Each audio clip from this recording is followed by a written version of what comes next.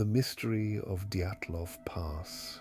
In January 1959, 10 experienced hikers, most of them students from the Ural Polytechnic Institute, set out on a grueling expedition into the Ural Mountains of the Soviet Union. Their goal was to reach Mount Otorten, a peak that translates in the local Mansi language to "don't go there." One member of the group, Yuri Yudin, fell ill early in the trip and turned back. He was the last person to see his 9 friends alive. Led by Igor Dyatlov, the group continued into the sub-zero wilderness. On February 1st, they began to climb a slope known as Kholat Syakhl, the Dead Mountain. As evening fell, they were caught in a worsening snowstorm. Instead of descending back to the safety of the tree line, they decided to pitch their tent right there on the exposed frozen slope. What happened next has haunted investigators for over 60 years. When the group failed to return by mid-February, a search party was sent out. On February 26th, they found the campsite. The tent was still there, but it was partially collapsed and covered in snow. When the rescuers looked closer, they felt a chill that had nothing to do with the wind.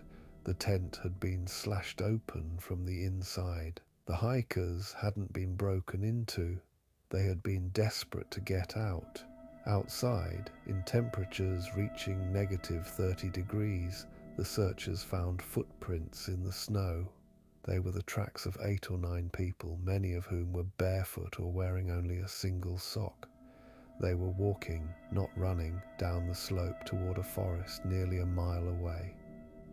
The first 2 bodies were found at the edge of the woods, under a large cedar tree. They were dressed only in their underwear, their hands scraped raw as if they had been trying to climb the tree in a frenzy.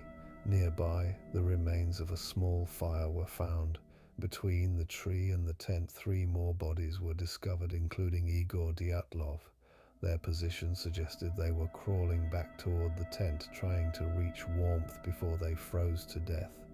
The initial medical verdict for these 5 was hypothermia, but the mystery turned truly dark when the remaining 4 hikers were found 2 months later, buried under 12 feet of snow in a ravine further into the woods. Unlike the others, these 4 had suffered horrific, violent injuries. One had a major skull fracture. 2 others had massive chest fractures, the kind of damage usually seen in high-speed car accidents. Yet, strangely, there were no external bruises or soft tissue damage. It was as if their bones